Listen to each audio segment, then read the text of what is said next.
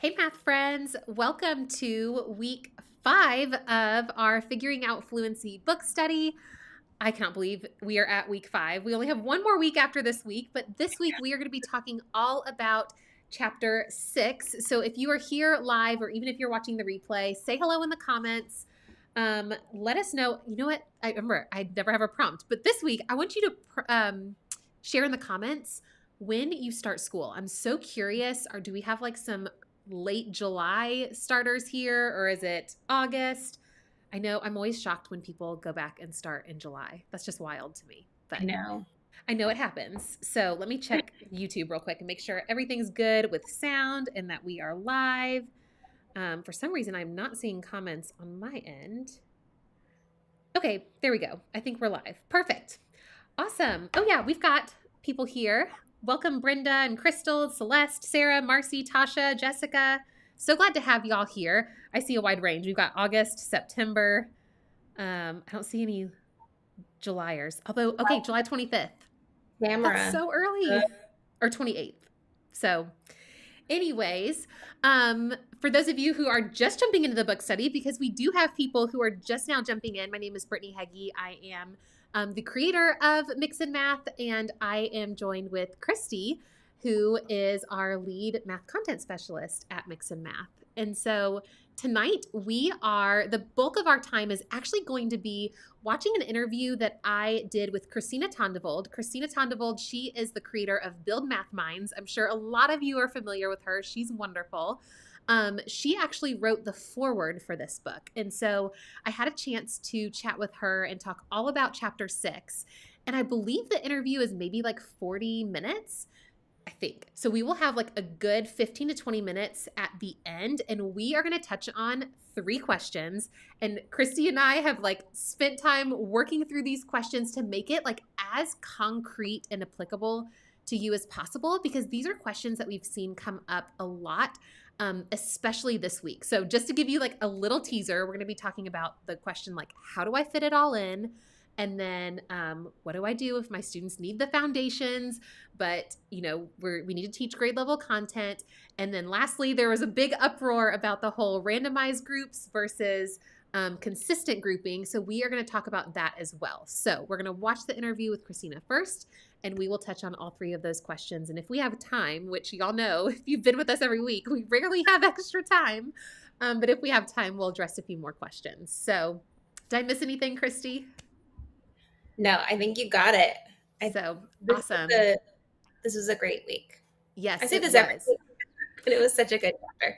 Yep, I'm the one that's like, this was my favorite chapter every single week. But I do think that when you're reading all of these things and it's like, okay, but what does practice actually look like? There's a lot of misconceptions around what good fluency practice is. And so I think we got a lot of clarity with that this week. So I'm excited to share this interview with you from Christina Tondevold. So give me a thumbs up when you can hear the interview, just so I know that it is working well. And then we will see you on the other side of my conversation with Christina.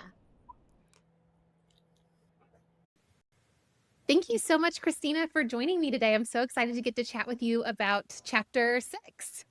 Yeah, I am excited to chat with you. Like Brittany and I were kind of talking, like we've known each other, but never really gotten to just chat. So I know. this, Yeah. I, Yes, yeah. it'll be fun to not have like one-sided conversations, listening to your podcast or watching your videos and being like, oh, yes, I totally agree. So this is wonderful.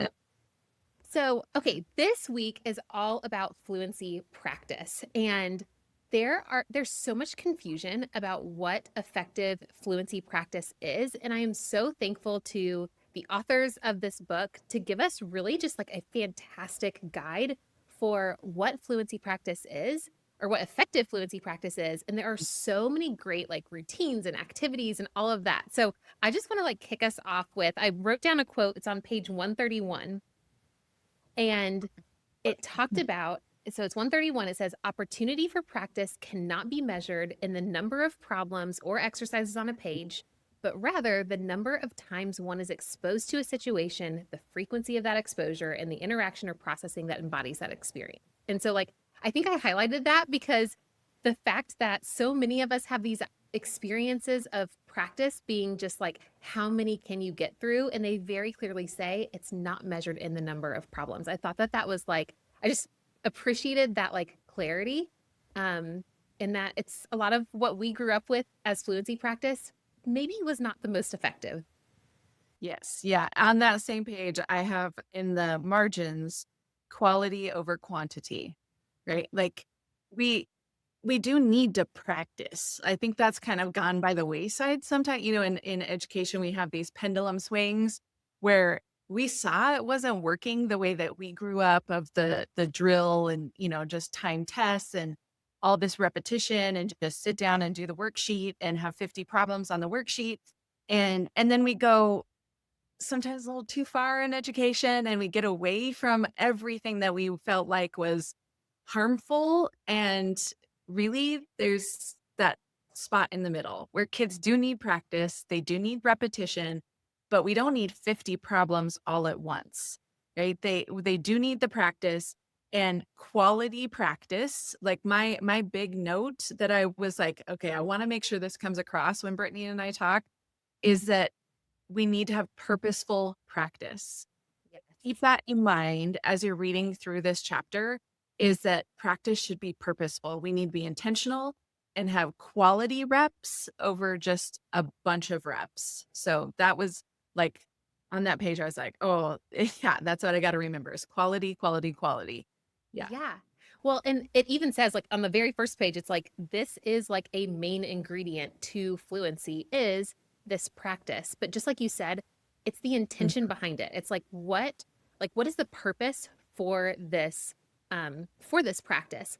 And I think what I really appreciated about this chapter is I didn't realize how many different like purposes there can be for practice. Oh, yeah. Like Right. a lot of times I'm like, what's the purpose? Fluency. But it's like, oh, there's a lot more. Yeah. Yeah. And even I was like, in my mind, practice was like, okay, we're practicing a certain strategy or we're practicing a certain type of fact if we're working on those. But that idea of the different levels also of like cognitive demand when you are practicing was like, oh, yeah, I kind of forgot about that, because you just get in the mindset of, I've got to be practicing this specific skill, but it's not just about or concept that they're working on, but it is a lot about the different cognitive demands that we're putting on them when they're practicing, because it isn't just about accuracy, accuracy, accuracy, right? There was a lot of talk in the chapter about the helping kids be able to choose appropriately and think through what they're doing when they're practicing. It's not just mindless practice. There needs to have that purpose. And there was a lot of different purposes that they talk about throughout this chapter. So Yeah, which I think it gives us that variety, and it gives us I don't know, it just allows us to be more intentional, and we kind of have this laid out to say like, these are the different ways that you can use practice as a way to build fluency. And so it gives us kind of like those options to say, okay, this is my goal for this specific routine or this specific activity. And there was actually on page, I guess it's that same page 131, there was this section that said students need to learn to use the strategy so that later they are able to choose the strategy. Focus it's so practice. funny. Oh, go ahead. The exact thing highlighted. Like when you started reading, that's okay. I'm sorry to interrupt you, but I just was like, funny. The things that really stick out and how we can see a lot of the similar stuff. But yeah, continue that Yes. quote. We had the first part of the quote, the use it so that they can choose it, right? But then keep going with that. And then it keeps saying focused practice therefore begins with accuracy, learning to use a process and get a correct answer. So we can start with like, okay, understanding like that students need to know how to use the strategy first and use it in a way that leads to accuracy, but we can't stop there, right? Like there has to then be the other side of being able to choose it, because when students have the opportunity to choose between different strategies, that's where that like efficiency and flexibility comes in. But I think that a lot of times we do kind of stop at that, like, okay, learn the strategy, great, move on. Learn the strategy, great, move on. And it's like, okay, but they've got to have the opportunity to choose between strategies as well.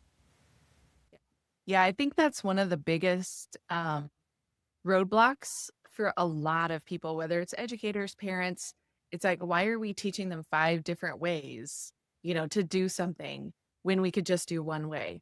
Well, the idea is that is how our brains work, is that there are different ways to do it. And when you see mathematics not just as, steps to follow, but when you really can think through math problems, our brains and the research has shown that we don't solve the same different problems in the same way, right? We use our experiences, we use our number knowledge, we use the situation that's in front of us to determine how we're going to approach that problem.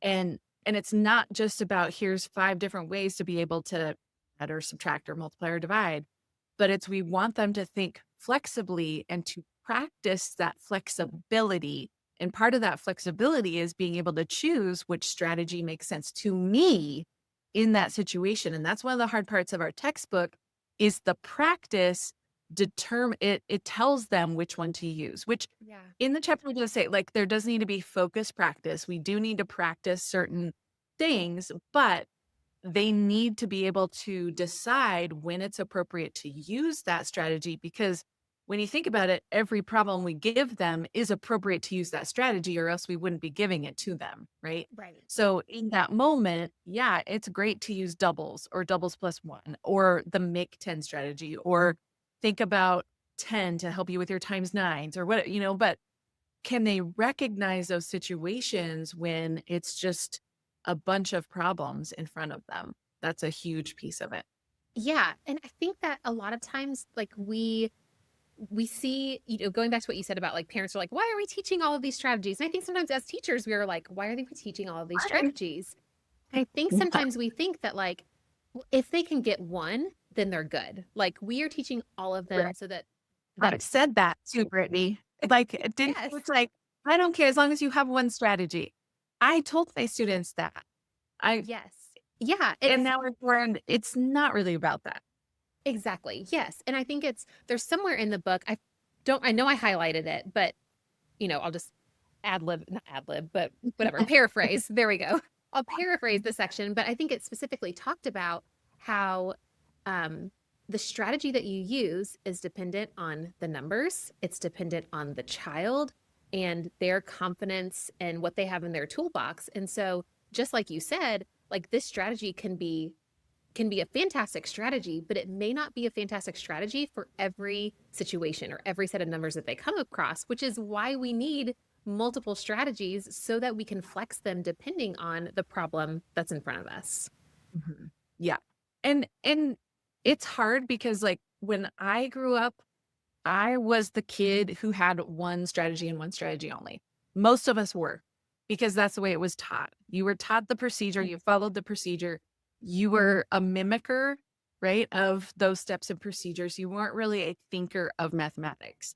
And that's the key difference. Like, if you're fine with just having students be a mimicker and following blindly, basically, then the procedures and just making them memorize those will be just fine, right? We got through. That's the thing that we hear all the time is, well, it worked for me, but did it really work for you? And do you feel confident as a mathematician? Do you feel confident when you're out somewhere that you can do math when it's needed, when you're at the grocery store or at a restaurant or wherever, right?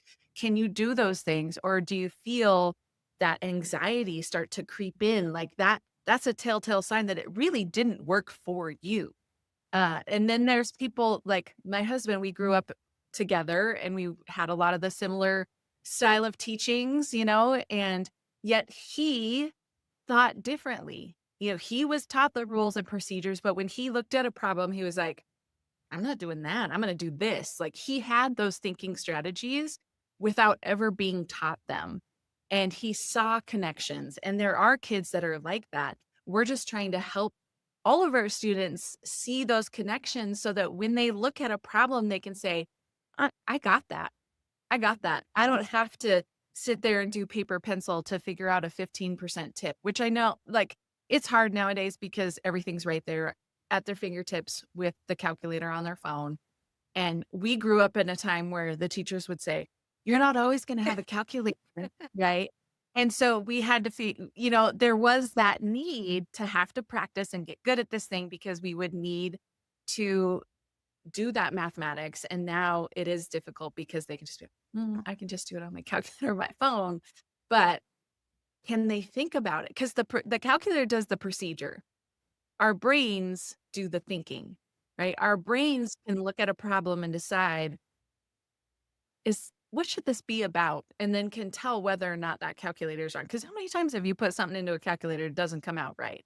You accidentally hit something, or you forget the decimal point, or you thought you touched that zero and you didn't, or whatever, And so we don't want kids just blindly following those things or blindly following what the calculator says.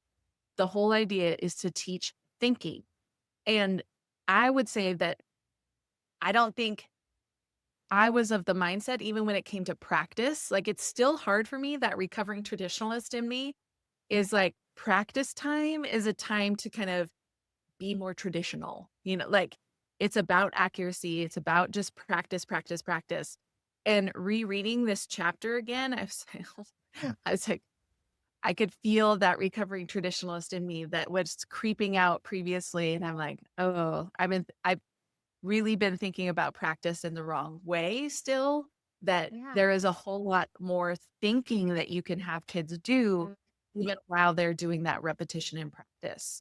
And I think that was a big takeaway for me as I was going back through this. As we talked about before here, like I wrote the foreword, I read this before it ever even came out. But then going back through, I'm like, oh, yep. Going back to my traditional ways. I needed that refresher to remind me that's not our best way. It's a good reminder that like we need to hear things several times, and that is okay. But going back to what you said though about the calculator, there's actually a routine in here that I absolutely loved and will be trying with a group of students. And it was the one where I'm trying to think about what page it was on. We are going to talk about our favorite games or routines, but it was, oh, maybe I've lost it, or maybe it was in a different chapter. It was the one where they had to choose between, like, would I do this mentally? Would I use a calculator, or would I use paper and pencil? That was it. That was in this chapter. I do remember that. So it was the types of the best tool. 145, 140. Okay. Yeah, the best tool. So I thought that was really awesome. Yeah, I love that because it's honoring the fact that like we have calculators on us like basically at all times. We do. And there are times where it is quicker or it is more efficient to do it mentally. And there are times where it is more efficient to take out a calculator. And just the other day, I was actually having to do something for like a budget. And I wouldn't say I was doing the math entirely paper and pencil, but it was a combination of paper and pencil and the calculator. Because when you think about the calculator, like you put in a problem and then you kind of lose that work when you put in the next problem. Right. And so I wanted to be able to see, like, I needed to be able to hold on to like the solution to a couple of problems ago. Yes. So then I could use those together. And so there is benefit to having all three ways of doing it. And so and by those three ways, I mean like the paper, pencil, calculator, and then mentally. And so I just thought this was a fantastic activity to have students do because it helps them be decision makers in, okay, this is how I'm going to attack this problem. And just be able to figure out like in what situation is it more efficient to do one way than another. So such a strong activity. Yep. And I just would add on to that too, for like younger students.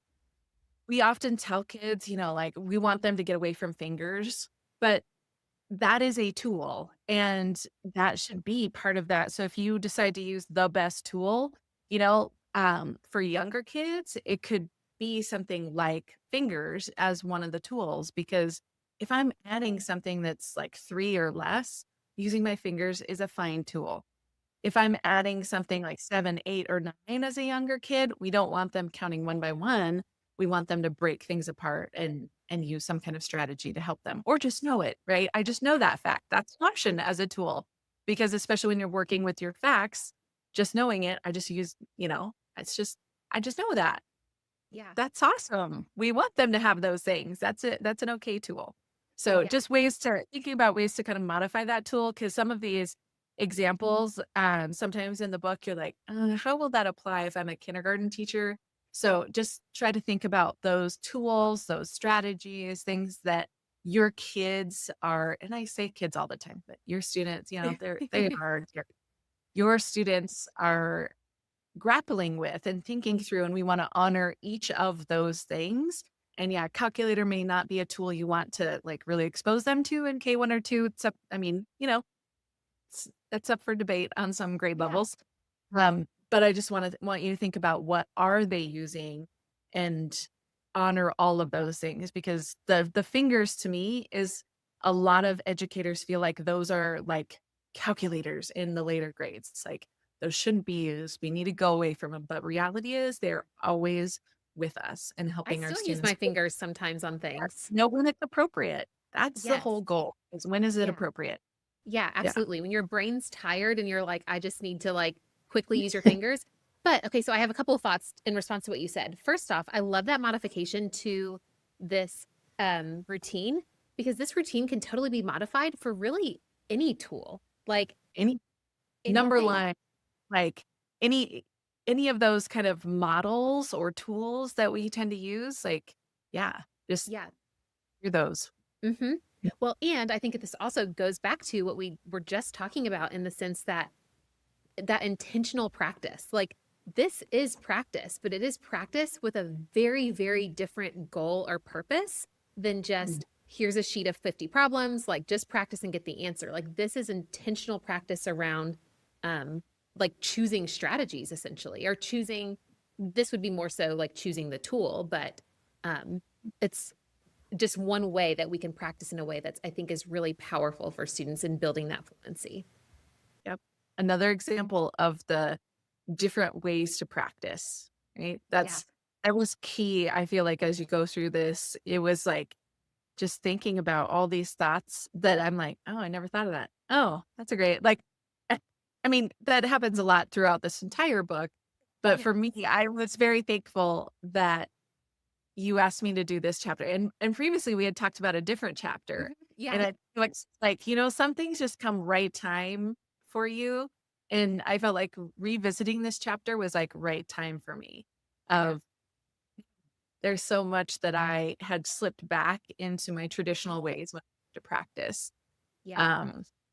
Yeah. But it's another one of those pieces that if you value student thinking and you value them having different ways to approach it, we need to honor that when it comes to practice, right? Because if we switch into practice mode as more just do it, get the correct answer, let's move on, then they kind of ignore all the other stuff that you'd spent the entire rest of your math time doing, because what you're saying of what you're honoring and what you might put in the grade book or those is correct answers, right? Yeah.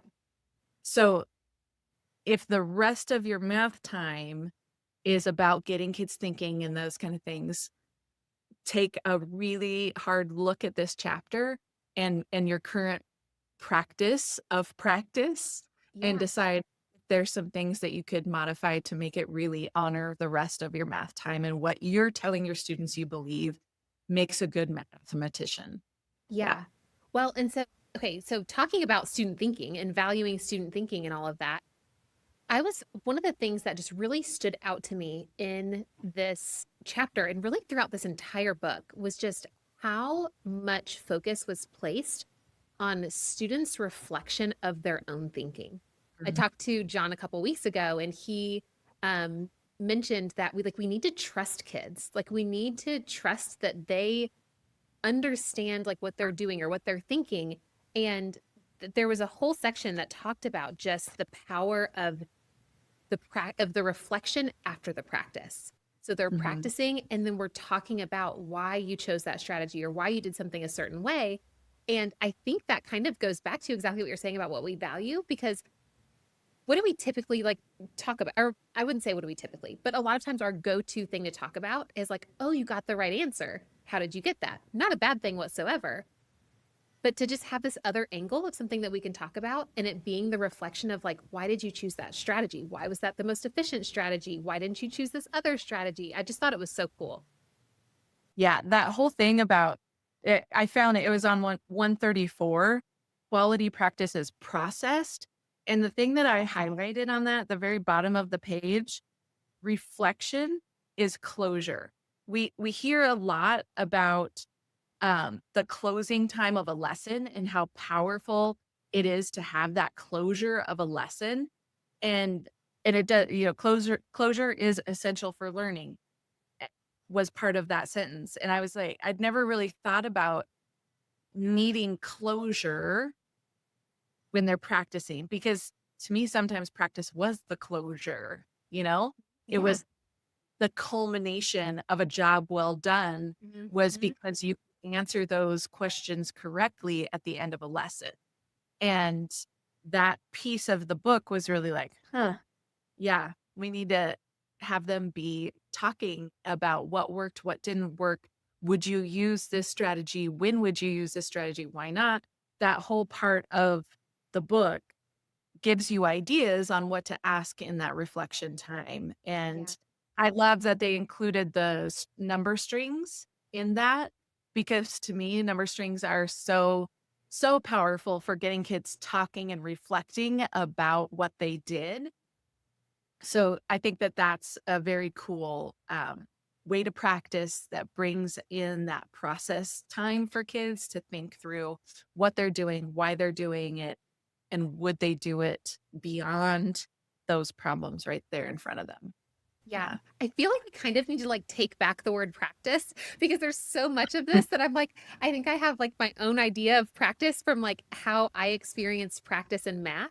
And this is so incredibly different than that, that I'm like, this needs like a new, cooler name. And I'm like, no, maybe it doesn't need a new name. Maybe we just need to really take back this word of like what meaningful practice is. Yeah. Because it's so different than what we've experienced and probably what we fall back on when we say like, okay, it's time for practice.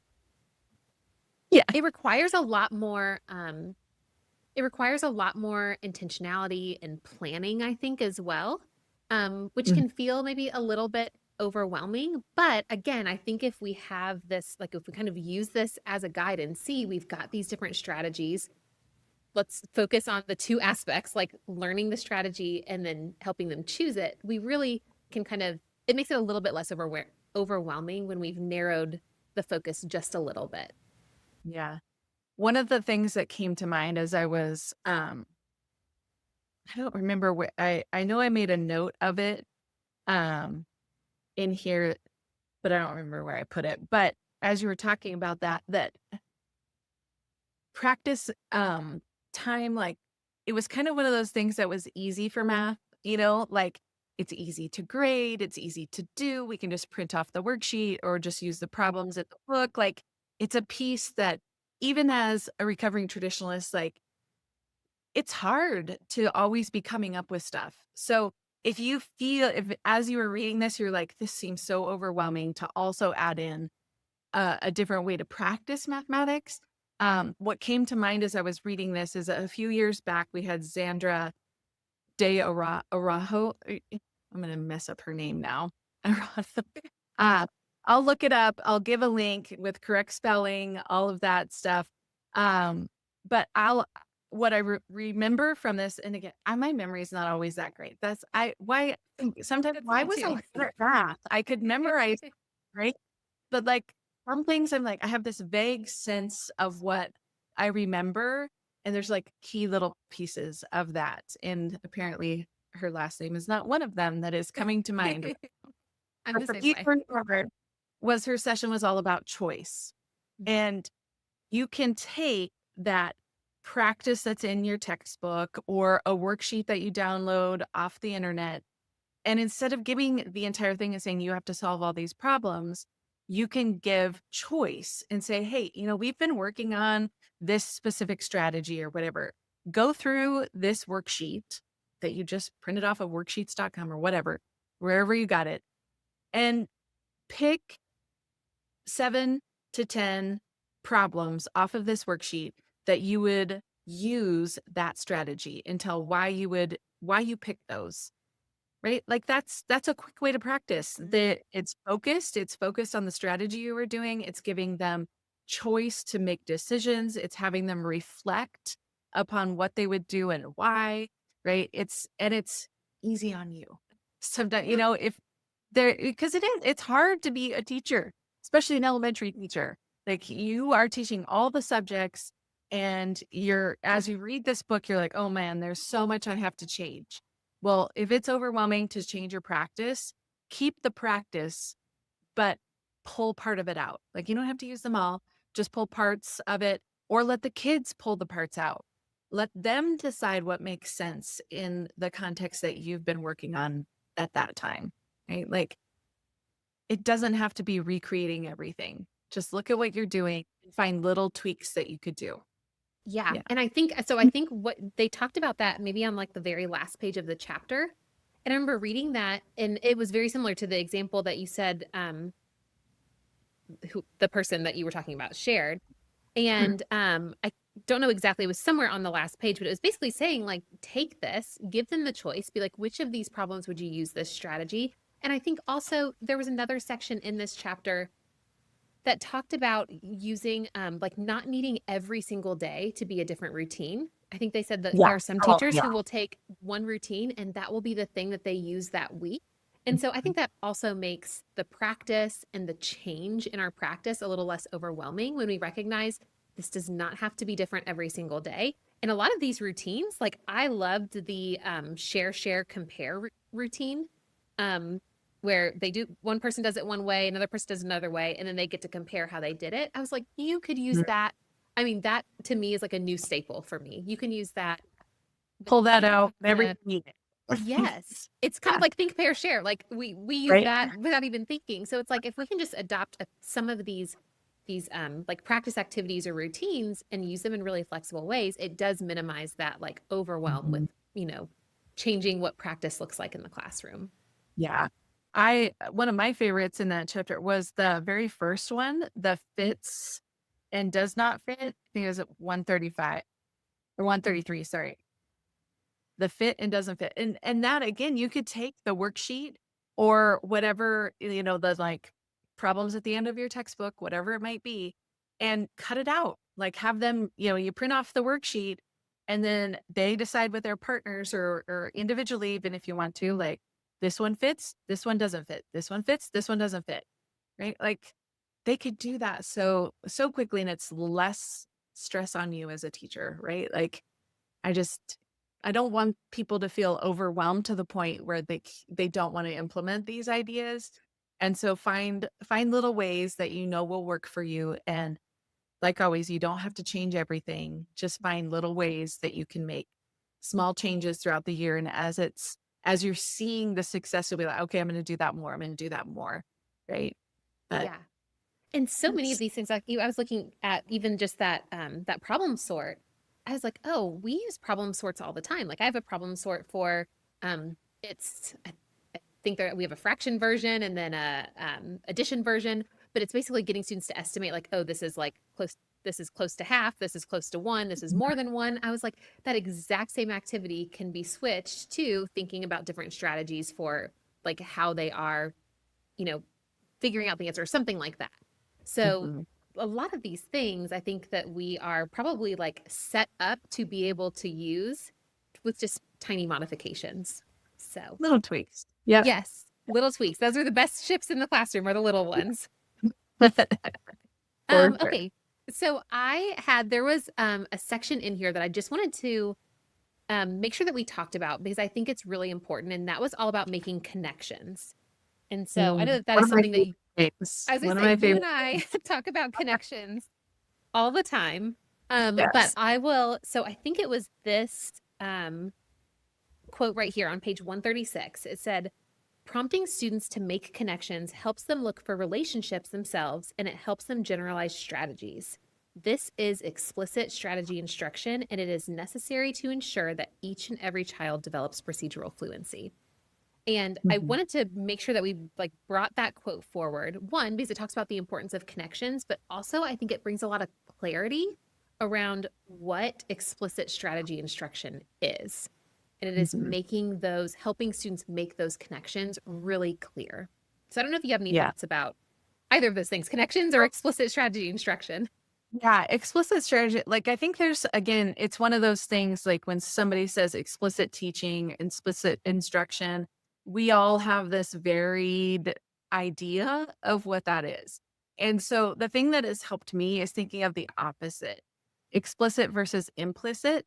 Like, implicit is like it's implied, like everybody just kind of knows that. Well, not everybody sees those connections, right? Like that example I gave of my husband and I just saw what my teacher told me to see. I was a good rule follower. I saw what was right there in front of me. I wasn't looking beyond that. But you do have a group of kids who are looking behind beyond that. And for them, it is implied like, well, yeah, 7 is 3 away from 10, and I'm just gonna add 3 to that 7 to make a 10 and move on from there. And other kids are like, they don't see that. So it's explicit is taking what we think kids should know and making sure they do. We need to explicitly address it and talk about those connections and relationships uh, a lot, a lot, a lot. We cannot think that everyone in the room has it because we all know as teachers, not everybody does. Everybody's at different levels. And even if it feels like 80 to 90% of your classroom gets it, it's not bad for them to hear it again. And it just comes back and back and back, right? We need to space things out because we tend to forget it the longer we are from a situation. And so coming back to it and reminding and talking about those connections is never a bad thing. And it will help those kids who aren't seeing it really help. It gives them the opportunity to think about it when before they probably didn't. And that's what I try to say that it's like, your students will get it, but not everybody sees it and it's going to take longer and longer. And that was one of the things that I do remember from this chapter also is that there is never a specific timeline that we should be following. It is about students. Every student is different. We all know that, but we need to remember that when it comes to practice. Not every kid is going to be able to get this many in a certain amount of time, right? Like we did when we grew up. That was everybody felt the pressure to kind of hit those marks, right? But we really do need to help them become fluent. But the way we do it is the more connections. There's a lot of research about how our brain works. And the more connections we can help them make, the better they will be able to retrieve that information when they need it. And the way that we help them do that is provide opportunities to see things that are not explicit. It is not directly telling a kid, use 10 to help you when you're adding or even multiplying by 8 or 9, right? Because 10 is way more helpful. That is something that kids can discover on their own, but we can help make it more explicit by directly creating routines, having discussions, helping them use visuals that highlight how a number relates to 10, all of those kinds of things. It's just trying to highlight it better instead of just thinking that it's obvious because it's not obvious to a lot of your students. Yeah. And I think building off of what you said about like it taking time and kids are going to get to a place of owning a strategy in different, like just at different points. And even though next week is all about assessing, they did get into assessment just a little bit in this chapter. And one of the things that they said, which, oh my goodness, we didn't get to talk about worked samples. That's okay. We will I loved the 3 different ways that they had the worked sample. But yeah, it was the assessment. I think this is probably a really good ending point for us because when we're talking about practice, it said, it's on page 149. It says, not all students need to be assessed at one time or during one setting. Data can be collected over a period of time, and you may not need data on all students, just those still working on the strategy or automaticity being practiced by the game. And I thought that that was so good because it points out the fact that all students are in different places. It is going to take time, and we don't have to, I think, it gives us a little bit of freedom to not feel like we have to get assessment data on every child, on every skill at the exact same time. If a student has not truly owned like that make a 10 strategy yet, like they, we can do things to help them get there throughout the course of the year, even when other students are there a little bit earlier. So even just having that flexibility, it's always great for students to have more practice with the strategy, even if they own it, because they get that practice to choose it. But the student who's still working on really getting to a place of understanding that strategy, it's okay for them. We can give them the time it takes to get them to a place of like really owning that strategy. So I thought that was a good intro into the assessment chapter next week. Yes, yes. And it is assessment again. It's one of those words we all conjure up a certain visual when we think of assessment. And it really, the true meaning of assessing is to sit beside your students and listen to what's happening. And when they're practicing is a great time to sit beside, listen in, overhear some of their thinking, their strategies, and just make mental notes of, oh, I need to check back in with this kiddo on something. I want to ask a little bit deeper question, see how they're thinking through things. Assessment has always been like a formal type of situation. And I want to encourage them to be just listening, observing. And when your students are practicing, it's a great time to use that to look beyond just the answers they're giving into their thinking process. And the way that we do that is by all the things that they talk about in this chapter. That practice isn't just a set of 50 problems in a worksheet. It's all the things they talk about in here. And when you implement those ideas in your classroom, you will see opportunities to listen in and observe their thinking strategies and then use the things that you're going to be learning about in the next chapter. Yeah. And all of that also can happen. That listening in and that sitting next to and hearing also happens in the reflection. Like when we students are reflecting and they are talking about their thinking and their strategy selections and their choices, like that also is a great time to like pull some of that data. So I thought this was such a strong chapter. I mean, I think I've said that about like every single chapter in the book. It is, I feel like this is a little bit like a best kept secret. Like this book, I do not think has gotten like it should be in every teacher's classroom, in my opinion. It's just really that strong. So, but thank you so much for coming and chatting with me about this. Like it was just so great to get to talk math with you. I say in person. This feels like in person. This is right? as close as we get nowadays. Exactly. Some days I'll be back going to conferences and hopefully run into you. But thank you so much for inviting me to talk about this and making me revisit that chapter because it was something I really needed at the time, actually. So, yes. I just Me too. appreciate it. Appreciate the opportunity and the knowledge that I got from looking back through this book has been helpful. So I hope all the teachers out there enjoy this book. Keep it on your shelf, keep it handy because it has been one that's sitting on my shelf because they came out with other ones, that are more specific and you start moving on that, but it's always great to come back to the classic one. So yeah, I completely agree. So thank you so much. Brittany. All right.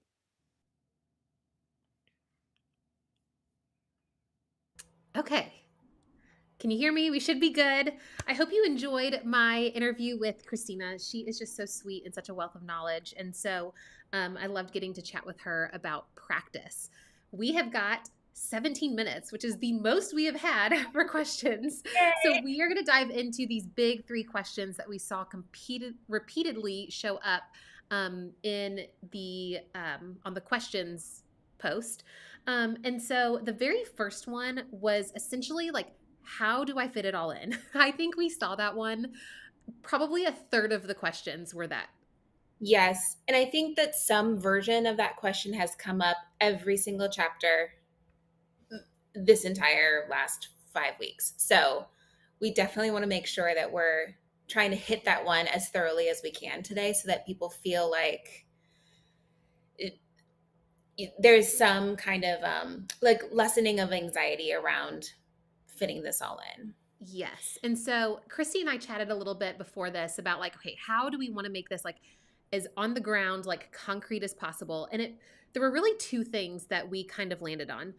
One was, I think some of this is this overwhelm of maybe like the structure of your math block, because there were a lot of comments around like, my math block is 45 minutes, my math block is 50 minutes. Like, how do I fit all of this in? And how do I fit all of this in? I think sometimes is connected to like, how do I structure my math block so that I can hit everything? So that's like one aspect of it that we're going to address. And then another aspect of it is really like, how can we fit this in by really like interweaving it or embedding it in your curriculum. So we are actually going to pull up a curriculum in just a second and go through like 2 lessons and show you how we can like, we're not adding anything to the math block, we are embedding it in. But first, let's talk about like structuring your math block. So we did in our Mix and Math 360 community, so it is like a community of 4th and 5th grade math teachers, we did a like pop-up PD on structuring your math block. And I want to just give you kind of like some of the thoughts from that PD that we did that I think might help. And let me see if I can share my screen. Oh my gosh. I cannot believe you're seeing how awful. We saw behind the curtain. You saw behind the curtain. I am not like, that is just a reflection of, oh my gosh. And you can probably see like all of my like tabs and okay, there we go. We're just going to make this look a lot better. You're safe. Okay. My everything is a mess. Okay. Here we go. This was one of the things that when we were talking about like structuring your math block, I love this quote. I'm not going to read it to you, but it is from the Math Lesson Planning Handbook. And it talked about how like the structure of your math block is likely not going to be the same every single day. It is dependent on the goal and what you need to do to meet students' needs. And so with that, the way that we kind of think about it is the fact that there are like different like parts of your math block, and then we kind of plug and play different things within those parts. So we've got like this warm-up part, and that could be a fluency routine. It could also be something that's connected to like the main portion of your lesson to activate prior knowledge. And then we have the lesson, like that's going to be a different part. And we will actually share this document with you if it's something that you're interested in. Just let us know in the comments. And then we've got this practice section, and this practice section can be math centers. It can be your mild, medium, spicy problems. If you are, you know, a BTCer to some extent, it can be the games, the math sorts, working in small groups, partners. Like there's so many things that you can do in this chunk of time. And we have our closing. And so with that, for the teachers who are saying, oh, but I have 45 minutes, you do not have to get through all of these in one day. And actually, if you are on the BTC train, we did a book study on building thinking classrooms last year. And I felt very validated when I read the book and Peter Liljedahl talked about the fact that you might plan lessons in like 2-day chunks if you have a really short math block. So it might be that you have a warm up and then like your main chunk of the lesson and then maybe a closing. And then the next day is like part 2 of the lesson where that warm up is like activating the prior knowledge that they had from the previous day. And you jump right into practice and then you have a closing. And so I think just having that like permission to be flexible and the fact that not every day, you don't have to have the same lesson structure every single day and hit everything every single day. I like to think of it in these chunks, and we kind of plug and play different things depending on the goal, depending on where students are at. If it's more, the goal of the lesson is more like conceptual, it's going to look very different than if the goal of the lesson is more procedural. Like if we are starting a lesson on coordinate planes, you can bet we are going to start with some type of mini lesson because students can't like discover the structure of like a coordinate plane. Like that's something they have to be told how the coordinate plane works. Like there are certain things, conventions that students have to be taught first. So Christy, is there anything that you want to add to that or clarify regarding like this idea of how this helps us fit it all in? Yeah, I think something that I really want to make crystal clear is this idea that you could embed your fluency instruction into each parts of these. Like I saw a comment earlier on that said something about, oh, our district wants us to do number talks. Could I teach fluency through that? Yes, exactly. That's exactly what we're saying. Like you can embed these fluency routines into all of these different parts, and you can revisit, eh, you know, fluency routines from previous that you've previously taught through all of these different parts. Like I would revisit previous routines that I've taught in a warm up, not so much in a lesson because lesson is typically newer teaching, but in the practice time, because especially if I was doing centers or I was doing some kind of math menus or rotations, that sort of thing, at least one of those would be sort of a review center. And so, yes, like just to clarify too, like this is how you fit it all in, is by embedding this fluency instruction and this fluency practice into these four elements. Basically, we call these the four elements, and the four elements are very flexible based off of what needs to happen within each one. Yep, exactly. And I also think the elements themselves are flexible in the timing that you dedicate, because like Mhm. we are probably not spending 30 minutes on mild, medium, spicy problems. And if you're not familiar with building thinking classrooms, like your practice problems that you have after a lesson, you're maybe not spending 30 minutes on those, but there might be a great game or something from this book that we probably do need to spend a solid 20 minutes on, plus the 10 minutes to reflect. And that's not happening every single day. It is happening when you see it is needed for the learning goal that day. And so I hope that this gives you permission to say, like, start with the goal and plan from there within the structure that works for you. But the other thing we wanted to talk about, are we good, do you think, Christy, to move on I'm to? gonna, I'm gonna add in one more thing to this, because Okay. another really common thread was, what do I do when I have kids who are at so many different ends of the spectrum? Some kids who are maybe not at grade level, and then some kids who are. This is the other, to me, this is the like secret sauce to how I differentiated and how I met different kids' needs, was having this flexibility in how I structured my math block. Because the warm up warm up could be a time where I'm pulling a kid for a one-on-one and talking about something or reviewing or reteaching something from the other day. The practice time, that's when I'm pulling my small groups, when I have my targeted small groups that I need to either enrich or reteach, or they have, collectively they have a need that needs to be met. My closure and my exit tickets, that's when I would get my formative assessment in. So I would know exactly what everybody needed, all of that. So if you do have a wide range of learners, like this is having these different elements to your math block and these different like things that you can plug and play within them really helps you differentiate in that way as well. So that's a big one. Yes. Okay, so we have got 7 minutes and we've got like part two of this question and two more questions. So I'm gonna keep us on track. So Christy, can you share your screen? Because what we also want to do to address this idea, which by the way, did that help at all to answer like part of this? How do I fit it all in? The next thing that we're going to do is we're actually going to look at two lessons from, and actually I need to make sure, give me a thumbs up if you can see this. Hopefully you can. Y'all should be able to see Christy's screen. So we are going to look at two lessons from Illustrative Math. We just chose this curriculum because it is available free online. They actually do a pretty good job of including fluency practice in this. So for those of you who are, I should be able to, oh, I guess you can't see our faces. Sorry about that. But for those of you who are like, I don't have any resources, this feels like a lot to create my own activities, you can create a free account with Illustrative Math. We can drop the link if you're interested. We don't like endorse them or anything like that. It's just one that a curriculum that we think is pretty good. But you can pull from their activities completely for free. So we're going to go through these two lessons, show how we can modify them, and also show how there's some great fluency practice already embedded. So why don't you So this is scroll?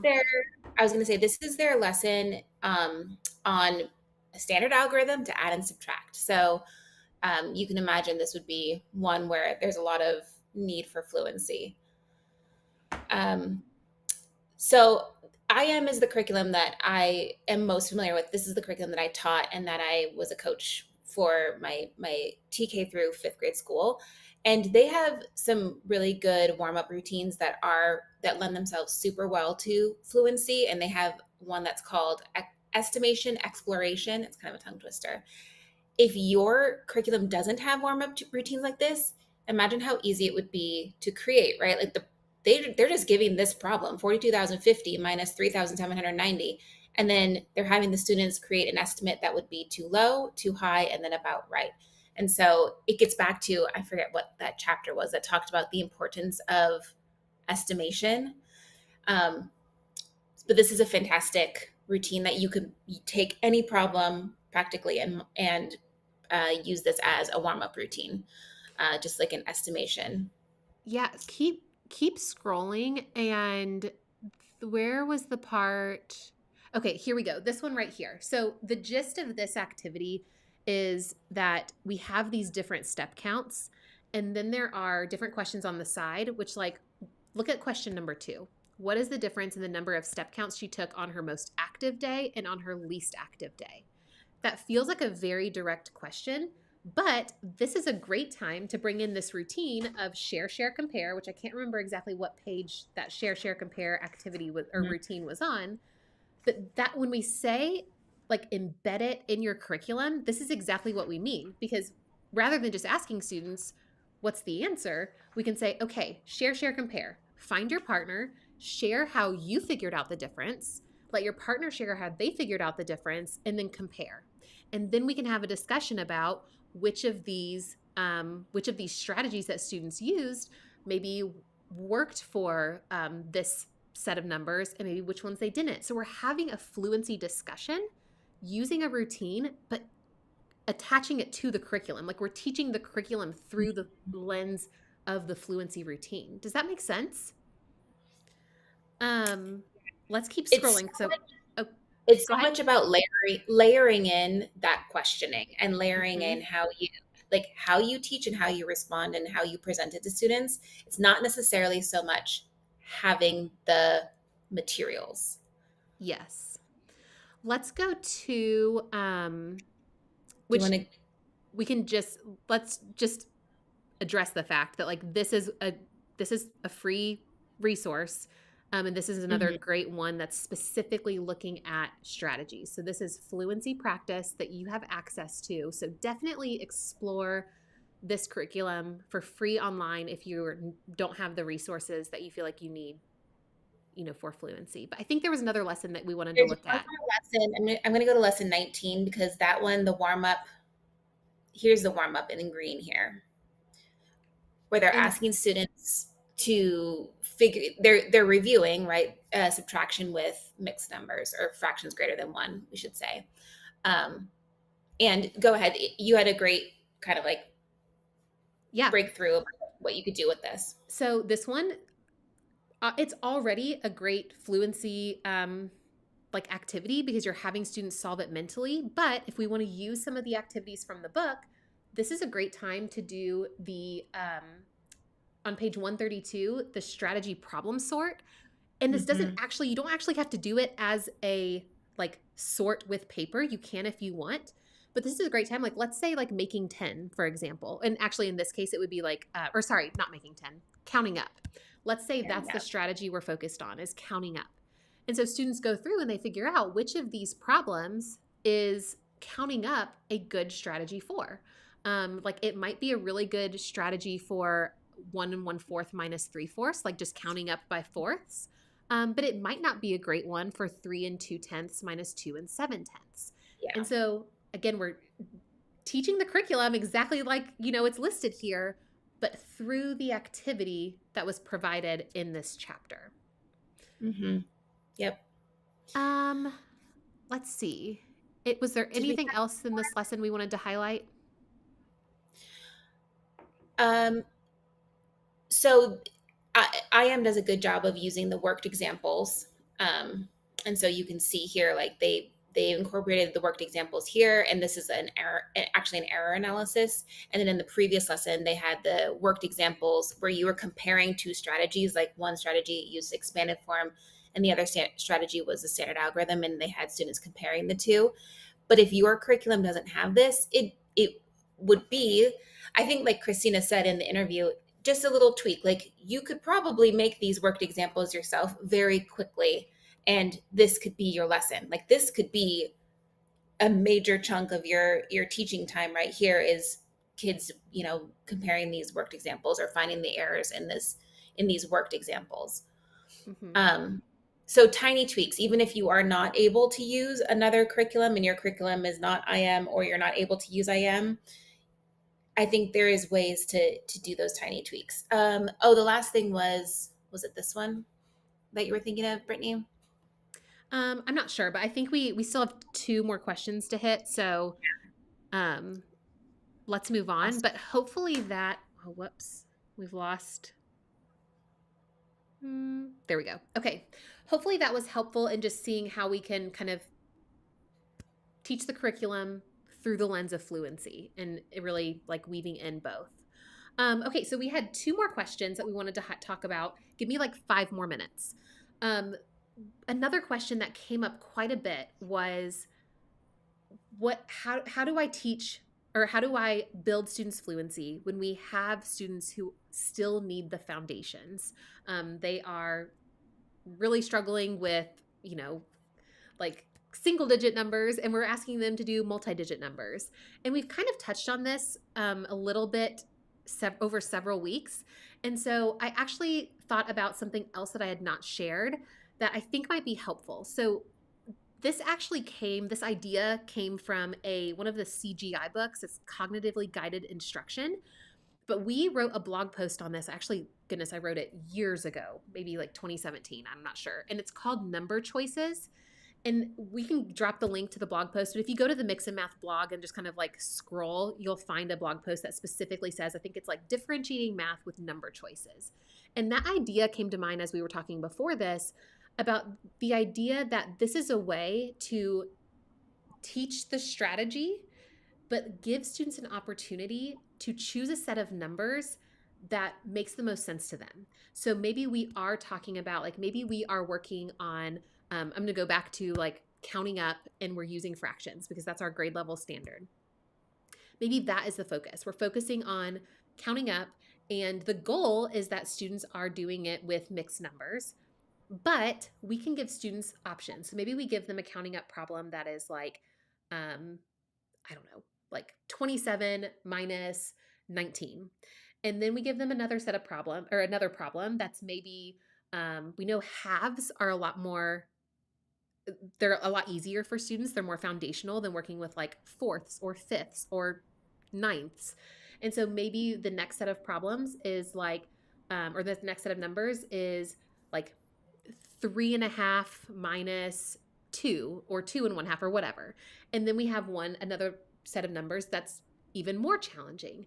And we are working on the same strategy, but we're letting students choose the set of numbers that works best for where they're at, and then they can move on to the next set. So hopefully I covered that idea, clearly enough, but the blog post goes a lot more in depth to that. So Christy, do you have anything else to add to the number choices idea? It's one of my favorite ways to differentiate. I'm very distracted right now. I'm pulling the links for everybody, and I promise we have them coming for you. I'm going to link to the doc. I'll link to the blog, and then illustrative math. You can Google it, and it's on Open Up Resources, or you can go through Illustrative's own website. So, we can link it in the description of the video. Oh, we can do that too. Yeah, let's do that. I'll drop them in the chat so that people who want them right now can get them. But I'm gonna link the other ones too. Okay, perfect. Thank you for doing that. Last question that we wanted to talk about is that there was like an uproar over the fact that in building thinking classrooms, they say randomized groups.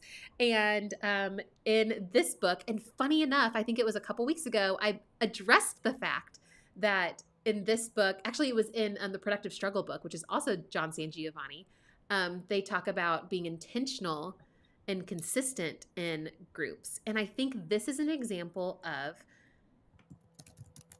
I think it's okay that there are conflicting like messaging here. And I think it's because also Julie Dixon talks about moderately heterogeneous grouping. Like we hear like it should be heterogeneous grouping, and then but when do you do homogeneous? And then there's this moderately. There's a time and a place for everything. And so I think this is where you have to use like your professional judgment to say like, one, is this working for my students? What is the goal right here? Also, be critically reflective and make sure that we're not missing like some blind spots and thinking like, oh, well, we're just going to homogeneously group and keep consistent groupings all the time. And we're not missing the fact that there are downsides to that. But I think we just have to use professional judgment and recognize that there's a time and a place to have those consistent groups. And there's a time and a place to have the randomized groups. And building fluency and doing a rich math task are two different things. And I think sometimes they have two different goals. So I don't know. Christy, do you have additional thoughts to that? Yeah, I have a tip also. I did both. I was very on the bandwagon with building the classrooms, and I did random groupings every single day. They sat in different seats every single day, and so their seating groups would change. And so there were times in the lesson when I would have them working with their seating groups, usually on like concurrent small group tasks, or if there were small group tasks, they were working with that small group. But then they had their what we called, so my teaching partner and I had our like clock partners. And so you would have your 12 o'clock partner, your 3 o'clock partner, your 6 o'clock partner, and your 9 o'clock partner. And those stayed for an entire unit. And so I might say something like, you're going to chat with your 12 o'clock partner today. And then they would know, and that would be permanent. And they would have it in a piece of paper that stayed in their math binder. So they knew exactly who their 12 o'clock partner was, and they'd go find their 12 o'clock partner. And that's who they would chat with for a specific task. And so depending on what the purpose of the task was, and depending on what I wanted the kids to get out of it, they would sometimes be in those more permanent groups or partnerships, and sometimes in the more temporary groups. So I did both. And for me, it was the best of both worlds. I love that. I've actually never heard of clock partners. So I love that. Okay, so that is it for our questions today. A couple of very quick updates. We have gotten so many emails from people who are saying like, oh, I got the emails for like week 1 and 2, but I didn't get emails for week 3 and 4. Please, please, please go into your spam, find the Mix and Math emails, because especially if you use your school email address, for some reason, it filters out some emails and not others, even from the same sender. So if you can please go into your spam account, find a Mix and Math email and like add it to your address book, or just mark it as like safe or something like that. The reason I'm telling this to you now is because I don't want you to miss the PD certificate email that's going to go out next week. And there's a very high chance, just based on our track record at this point, that might end up in your spam. So we are sending 2 emails every single week. One at the beginning of the week, one about the live stream, and then that'll be the same next week, plus another email. So please go look in your spam, get that in there. I promise we're emailing you. We're not ignoring you. And then next week is our last week of our book study. We are going to be doing reading chapter 7 and 8. So it'll be Christy and I the whole time. So we are looking forward to chatting with you. But thank you so much for joining us tonight. Let us know if there's anything we can do to support you. We will get the links added to the description of this video. And we just hope that you are enjoying the book study. It's been so great to spend the last 5 weeks with you, and we're excited for one more week. So any other updates, Christy? For people asking about illustrative math, I don't like to access it through IM's own website. I access it through Kendall Hunt's website, and they do make you sign up, but it's totally free. Like say you're a teacher, give them your email, and then you're in and you can access all the teacher resources. So I put the link for the Kendall Hunt IM access above. Okay. Awesome. Thank you. Well, I'm off to go clean up my desktop. So, all right, if you have a crazy desktop, let me know in the comments, make me feel better. But I hope you'll have such a wonderful evening, and we cannot wait to talk math with you again very soon. Bye, everyone.